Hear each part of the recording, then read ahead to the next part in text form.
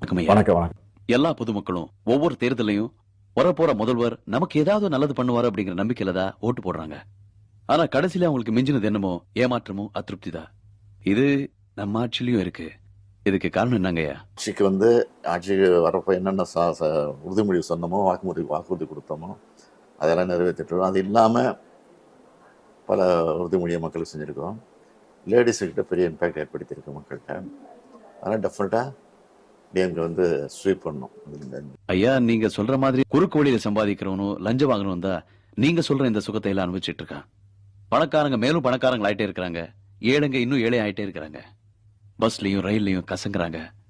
மக்கள் அரிசிக்கும் மண்ணெண்ணைக்கும் மணிக்கணக்கா கியூல நிக்கிறாங்க. சத்துணவுக்காக மட்டுமே பிள்ளைங்களை ஸ்கூலுக்கு அனுப்புறாங்க. ஐயா, நம்ம குழந்தைங்க இன்னும் ரோட்ல பிச்சை எடுத்துட்டு தானே இருக்காங்க. அது மக்களுக்கு தெரியும். என்னன்றது சிஏஜி ரிப்போர்ட் எல்லாம் கொடுத்துருந்தது தெரியும். ஓகே, ஒரு நிமிஷம் ஐயா. ஐயா, இது வேர்ல்ட் எக்கனாமிக் ஃபாரம் ரிப்போர்ட், இது IMF ரிப்போர்ட், இது amnesty international and this is human rights commission, இது வேர்ல்ட் பேங்க் ரிப்போர்ட். நான் கேட்கிறேன் உங்களை பார்த்து, பாஜக ஆளுகிற மணிப்பூர் மாநிலம் என்று பச்சை எரிகிறது, அதுபோல தமிழ்நாடு பச்சை எரிகிறதா? கர்நாடக மாநிலத்தில் கலவரம் நடந்தது, அது பாஜக ஆளுகிற மாநிலம் தானே? அதுபோல இங்க நடந்ததா? 23/9/2022 அன்று கோவையில் நடந்த சிலிண்டர் வெடிப்பு சம்பவத்தில் சில மணி நேரத்தில் நடவடிக்கை எடுத்தோம். ரெக்கார்ட் பிரேக் இது, தமிழ்நாட்டினுடைய ரெக்கார்ட் பிரேக் இது.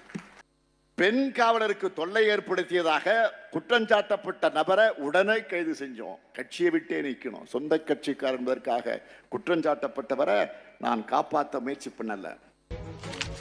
ஞாபகம் இருக்குங்களா உங்க தேர்தல் வாக்குறுதி புத்தகம்?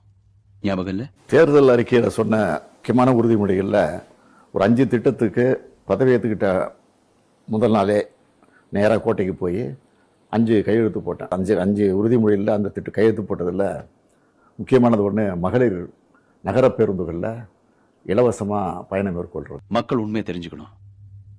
கொஞ்சம் பாருங்க.